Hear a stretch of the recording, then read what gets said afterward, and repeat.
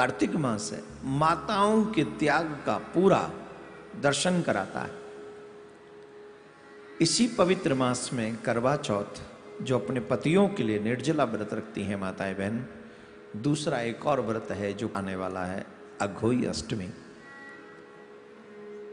ये अपने पुत्र के लिए माँ व्रत रखती है, और इस व्रत में माँ जो है वो भी निर्जला ही रहती है।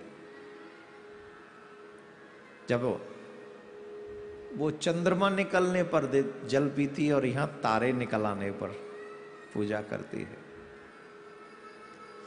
अब उस माँ का आदर इस सनातन संस्कारों में क्यों ना हो? हमारी संस्कार जो है, हमारी संस्कृति जो है, माँओं की रिस्पेक्ट करती है।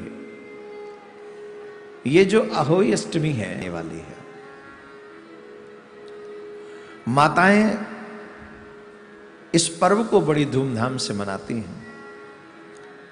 माता अहोई माता से प्रार्थना करती है कि मेरे बाल गोपाल सुरक्षित रहें, आपकी कृपा उन पर बनी रहे। व्रत करके उनको मनाती है, और बड़ा सुंदर ये व्रत भी है। कहते हैं व्रत हो, नियम हो, साधन हो, ये व्रत भी तो साधन ही है। हमारे देवी देवताओं को बड़े हृदय से स्वीकार्य होते हैं।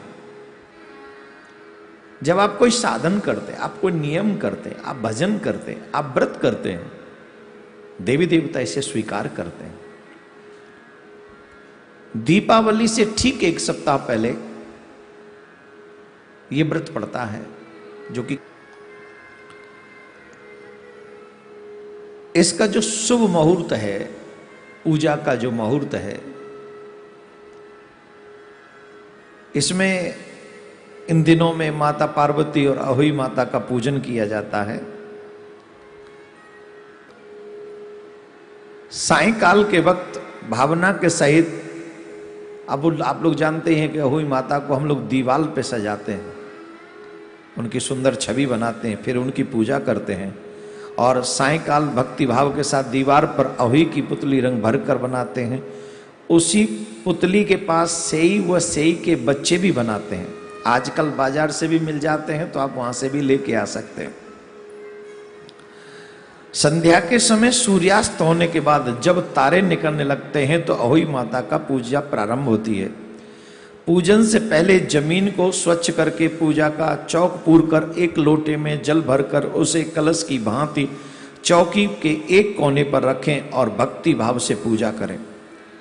अपने बच्चों के कल्याण की कामना करें। साथ ही अहोई अष्टमी के व्रत की कथा श्रद्धा भाव से सुने। इसमें खास बात यह है कि पूजा के लिए माताएं चांदी की एक अहोई भी बनाती हैं, जिसे बोलचाल की भाषा में स्याऊ भी कहते हैं, और उसमें चांदी के 2 मोती डालकर विशेष पूजा माताएं करती हैं। इस अहोई व्रत की जो विशेष कथा है उसको भी ध्यान से आप लोग सुन लें। एक साहूकार थे, उनके 7 बेटे थे, 7 बहुएं थी। साहूकार की एक बेटी भी थी।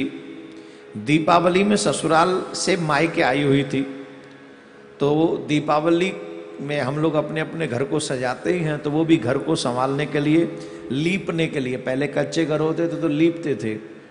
मैं लीप वन में गई, जंगल में गई, तो ननद आई हुई थी। तो ननद ने कहा, भाभी आप जा रही हो तो मैं भी चलती हूँ, मुझे भी ले चलो। तो अपनी भाभीियों के साथ में वो ननद भी उनके साथ चली गई। मिट्टी खोदने लगी, सभी अपनी अपनी परात भर रही थी मिट्टी खोदने के लिए। तो जब मिट्टी खोद रही थी तो खुरपी ननद के हाथ में भी थी।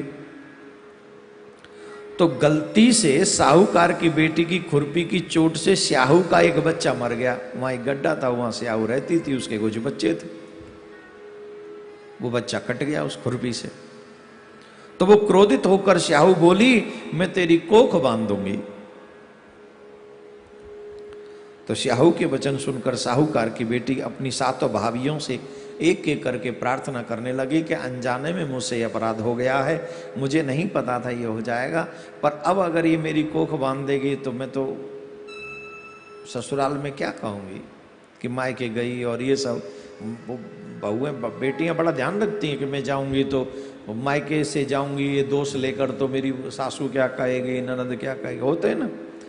तो बोले मैं क्या कहूँगी, इसलिए आप अपनी कोख बंधवा लो, आप बंधवा लो, आप बंधवा लो। सबने मना कर दिया, लेकिन जो सबसे छोटी बहू थी उसने कहा दीदी कोई बात नहीं, मैं अपनी कोख बंधवा लेती हूँ।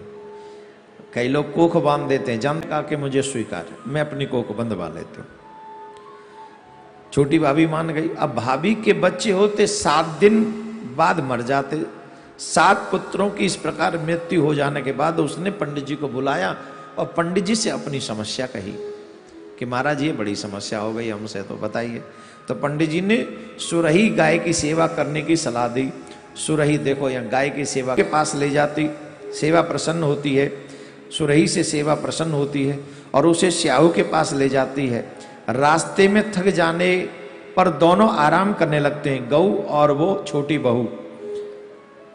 अचानक साहूकार की छोटी बहू की नजर एक और जाती, वह देखती है कि एक सांप गरुड़ पंखनी के बच्चे को डसने जा रहा है। वह सांप को मार देती है। इतने में गरुड़ पंखनी वहां आ जाती है और खून बिखरा हुआ देखकर उसे लगता है कि छोटी बहू उस बच्चे को मार दिया है। इस पर वह छोटी बहू को चोंच मारना शुरू कर देती है। छोटी बहू इस पर कहती है कि उसने तो उसके बच्चे की जान बचाई है। गरुड़ पंखनी इस पर खुशी होती है और सुरही सहित उन्हें स्याहू के पास पहुंचा देती है। वहां स्याहू छोटी बहू की सेवा से प्रसन्न होकर उसे 7 पुत्र और 7 बहू होने का आशीर्वाद देती है। स्याहू के आशीर्वाद से छोटी बहू का घर पुत्र और पौत्र वधुओं से हरा भरा हो जाता है। अहोई का अर्थ यही भी होता है कि अनहोनी को होनी बनाना और किसी अप्रिय अनहोनी से बचाना, उनको भी हम अहोई माता कहते हैं। बोलो अहोई माता की जय।